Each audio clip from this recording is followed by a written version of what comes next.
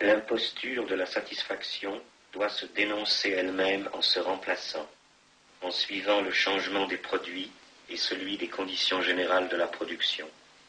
Ce qui a affirmé avec la plus parfaite impudence sa propre excellence définitive change pourtant, dans le spectacle diffus, mais aussi dans le spectacle concentré, et c'est le système seul qui doit continuer.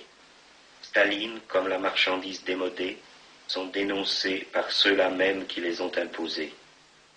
Chaque nouveau mensonge de la publicité est aussi l'aveu de son mensonge précédent. Chaque écroulement d'une figure du pouvoir totalitaire révèle la communauté illusoire qui l'approuvait unanimement et qui n'était qu'un agglomérat de solitude sans illusion. Ce que le spectacle donne comme perpétuel est fondé sur le changement et doit changer avec sa base. Le spectacle est absolument dogmatique et en même temps ne peut aboutir réellement à aucun dogme solide. Rien ne s'arrête pour lui. C'est l'état qui lui est naturel et toutefois le plus contraire à son inclination. L'unité irréelle que proclame le spectacle est le masque de la division de classe sur laquelle repose l'unité réelle du mode de production capitaliste.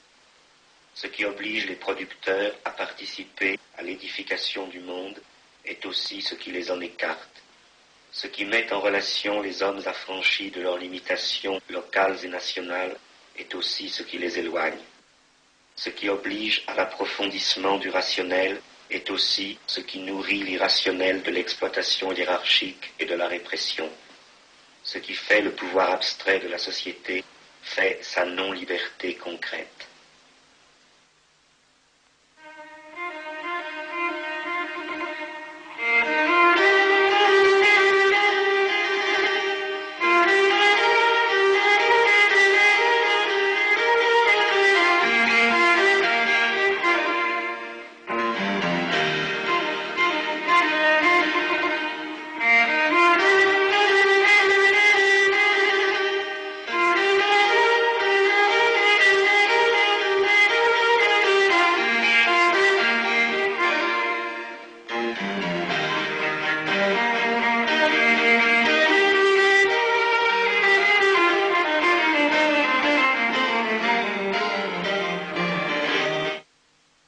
La production capitaliste a unifié l'espace, qui n'est plus limité par des sociétés extérieures.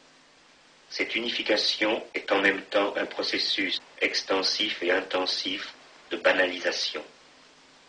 L'accumulation des marchandises produites en série pour l'espace abstrait du marché, de même qu'elle devait briser toutes les barrières régionales et légales et toutes les restrictions corporatives du Moyen-Âge qui maintenaient la qualité de la production artisanale, devait aussi dissoudre l'autonomie et la qualité des lieux.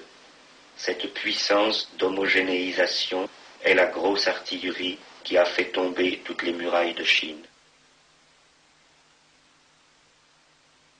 C'est pour devenir toujours plus identique à lui-même, pour se rapprocher au mieux de la monotonie immobile, que l'espace libre de la marchandise est désormais à tout instant modifié et reconstruit. Cette société qui supprime la distance géographique recueille intérieurement la distance en tant que séparation spectaculaire. Sous-produit de la circulation des marchandises, la circulation humaine considérée comme une consommation, le tourisme, se ramène fondamentalement au loisir d'aller voir ce qui est devenu banal. L'aménagement économique de la fréquentation de lieux différents est déjà par lui-même la garantie de leur équivalence. La même modernisation qui a retiré du voyage le temps lui a aussi retiré la réalité de l'espace.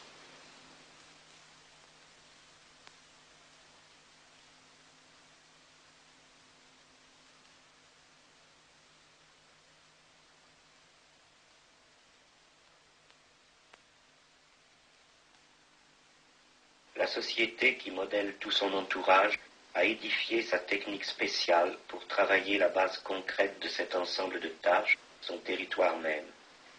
L'urbanisme et cette prise de possession de l'environnement naturel et humain par le capitalisme qui, se développant logiquement en domination absolue, peut et doit maintenant refaire la totalité de l'espace comme son propre décor.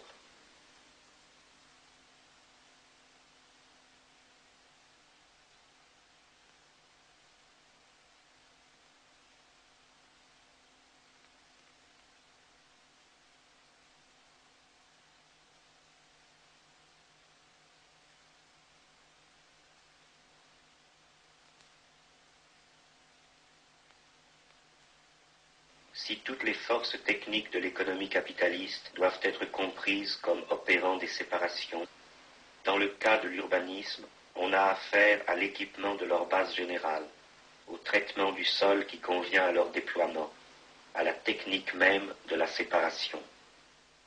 Pour la première fois, une architecture nouvelle, qui à chaque époque antérieure était réservée à la satisfaction des classes dominantes, se trouve directement destinée aux pauvres. La misère formelle et l'extension gigantesque de cette nouvelle expérience d'habitat proviennent ensemble de son caractère de masse, qui est impliqué à la fois par sa destination et par les conditions modernes de construction. La décision autoritaire, qui aménage abstraitement le territoire en territoire de l'abstraction, est évidemment au centre de ces conditions modernes de construction. Le seuil franchi dans la croissance du pouvoir matériel de la société et le retard de la domination consciente de ce pouvoir sont étalés dans l'urbanisme.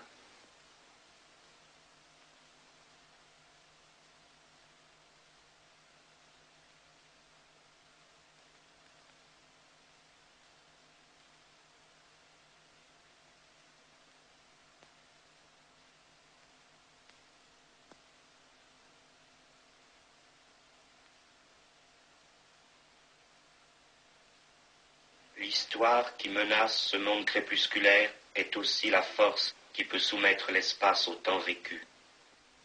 La révolution prolétarienne est cette critique de la géographie humaine, à travers laquelle les individus et les communautés ont à construire les sites et les événements, correspondant à l'appropriation, non plus seulement de leur travail, mais de leur histoire totale. Dans cet espace mouvant du jeu, et des variations librement choisies des règles du jeu, l'autonomie du lieu peut se retrouver, sans réintroduire un attachement exclusif au sol, et par là ramener la réalité du voyage, et de la vie comprise comme un voyage ayant en lui-même tout son sens.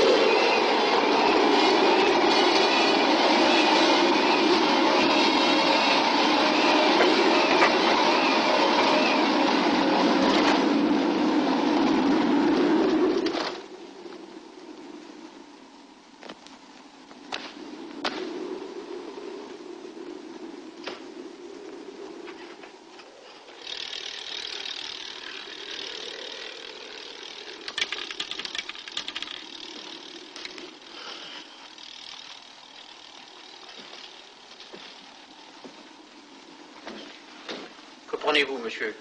Un whisky.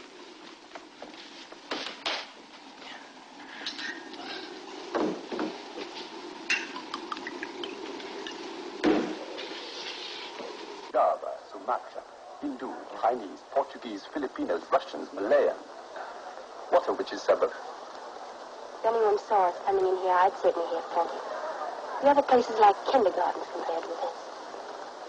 And they're all so incredibly evil.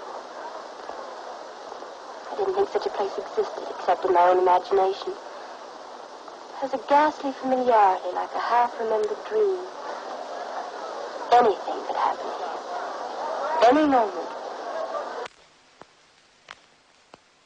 temps de la production, le temps marchandise, est une accumulation infinie d'intervalles équivalents.